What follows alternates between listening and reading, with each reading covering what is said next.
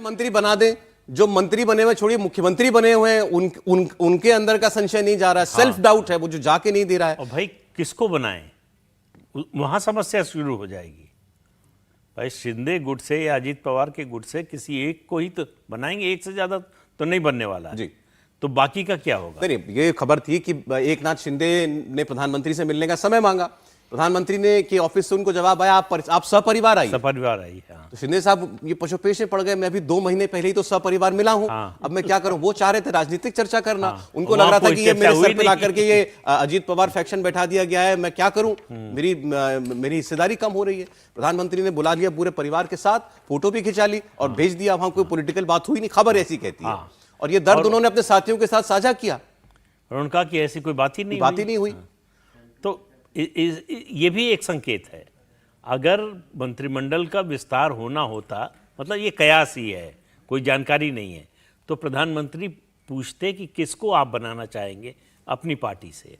तो ऐसा तो कुछ प्रधानमंत्री की ओर से कहा नहीं गया, और इसको टालने का मतलब है कि प्रधानमंत्री इस मुद्दे में जाना ही नहीं चाहते। नहीं, इसमें एनडीए के लिए, बीजेपी के लिए जो एक बात खतरे की हो सकती है वो ये कि ये भी चर्चाएं चल रही हैं कि फिर क्या बीजेपी शिंदे गुट के कुछ लोगों को अपने टिकट पर लड़ाना चाहे। अगर भरोसा नहीं है आपको अपने साथी पर, तो आप कहेंगे कि आप हमारे सिंबल पर लड़िए।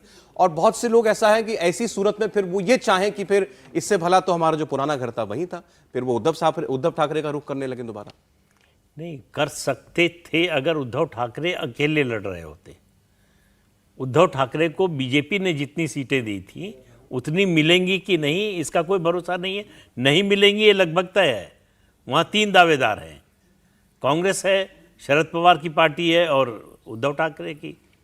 तो वहाँ बंटवारे में जितने थे सांसद उतनी भी सीट मिल जाए तो बड़ी बात है।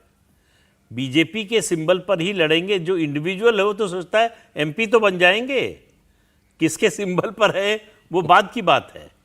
तो ऑप्शन वहां यह है कि जीतने का भरोसा नहीं, ऊपर से टिकट मिलने का भी भरोसा नहीं। अच्छा, शरद पवार का नाम लिया प्रदीप जी ने, तो बड़ी इंटरेस्टिंग खबर आपको बताऊं। और शरद पवार साहब का नाम जब भी आता है, कई बार तो मन करता है कि उंगलियां सर पर लगाएं और नोचे माल। क्या जो कहना है प्रभु साफ साफ कह दीजिए, जो तय किया है वो बता दीजिए कि तिलक स्मारक ट्रस्ट का जो अवार्ड होगा इस बार पुणे में, वो प्रधानमंत्री नरेंद्र मोदी को दिया जाना है।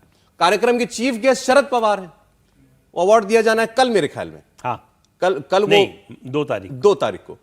अब उसमें चीफ गेस्ट बन के शरद पवार आ रहे हैं। 2 तारीख नहीं, कल ही दिया जाना, मंगलवार को। ठीक, कल। हाँ, उसमें गनीमत बस भर इतनी है कि आयोजकों ने यह कहा है कि अवार्ड शरद पवार खुद अपने हाथ से नहीं देंगे, उसके लिए जो ट्रस्टी होते हैं वो देते हैं अवार्ड। अब शरद पवार डिनाई कर सकते थे कार्यक्रम में जाना, भाई आप मना कर सकते हैं। और इसको लेकर कांग्रेस पार्टी में खासकर बड़ी नाराजगी है कि क्या कर रहे हैं। लेकिन दूसरी तरफ ये कहा जा रहा है कि शरद पवार, मतलब उनकी पार्टी टूटने से पहले इनविटेशन उन्होंने ही दिया था। उनका नाम सजेस्ट करने वालों में भी वो भी थे, दूसरे लोगों के अलावा। तो जिस कार्यक्रम को रखवाया उन्होंने, जिसका निमंत्रण उन्होंने दिया, अब पार्टी टूट गई है इसलिए मना कर दें। पार्टी से बड़ा क्या हो सकता है, पार्टी तोड़ दिया। आज उनसे एक डेलीगेशन मिलने वाला है। एक समाजवादी नेता हैं, बाबा कौन सा नाम याद नहीं है हमें, उनके नेतृत्व में, उसमें सीपीएम के लोग हैं, एनसीपी शरद पवार के हैं, उद्धव ठाकरे के लोग हैं, कांग्रेस के लोग हैं, सीपीएम के लोग हैं। ये सब लोग डेलीगेशन मिलने जा रहा है कि आप मत जाइए उस कार्यक्रम मत जाइए। क्या रह जाएगा? नहीं तो आपका इंडिया अलायंस का क्या रह जाएगा? शरद पवार प्रधानमंत्री को अवार्ड दे रहे हैं, उनको अवार्ड मिल रहा है और आप वहां बैठे हुए चीफ गेस्ट। नहीं, लेकिन ये बताइए कि शरद पवार महाराष्ट्र के जो इतने बड़े नेता हैं, अगर एक कार्यक्रम में वो मुख्य अतिथि के तौर पर जा रहे हैं तो आज इस स्थिति में पहुंच गए हैं कि वो प्रधानमंत्री के साथ मंच साझा करेंगे, उनकी विश्वसनीयता और गिर जा रही है। आप उस व्यक्ति का जो कद था, जरा सोचिए कि वो किसी मंच पर जाकर दूसरे को अविश्वसनीय बना देते थे। आज वो मंच पर हैं और उनका विश्वास खतरे में है, उनका भरोसा टूट रहा है।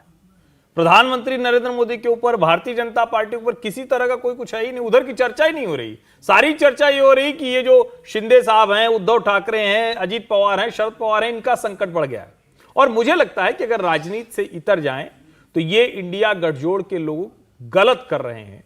अगर एक संस्था है, उसके संरक्षक के तौर पर, प्रमुख के तौर पर शरद पवार हैं और वो कार्यक्रम पहले से तय था, तो उनको इसे इशू नहीं बनाना चाहिए, धर्म संकट पे नहीं डालना चाहिए। और राजनीतिक जो जिसको कहते हैं ना, कई बार धर्म संकट में कौन डाल रहा है हर्षवर्धन जी? शरद नहीं, पवार डाल रहे हैं नहीं, या क्यों डाल या रहे उनके हैं? सहयोगी डाल रहे हैं? अगर इस राहुल गांधी किसी कार्यक्रम में जहां प्रधानमंत्री सम्मानित किए जाने हो, वहां पर राहुल गांधी हो सकते हैं मौजूद? क्या नहीं, अगर पहले से कार्यक्रम तय है तो बिल्कुल होना चाहिए।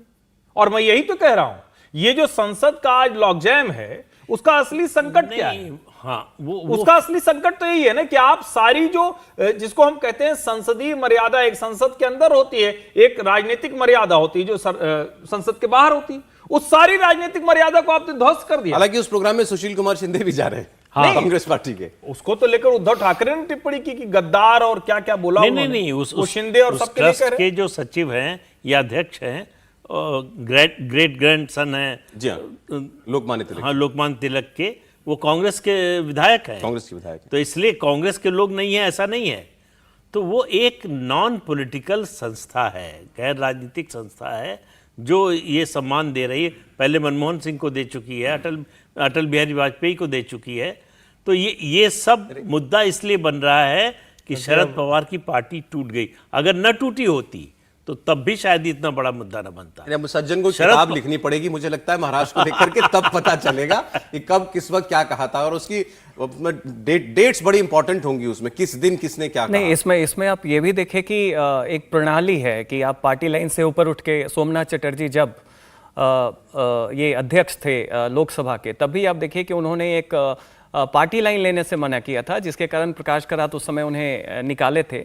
उसके बाद से भी पहले भी है, यूपीए के दौर में गुजरात में जब मोदी जी मुख्यमंत्री थे तो बेस्ट गवर्नड स्टेट का अवार्ड दिया गया था।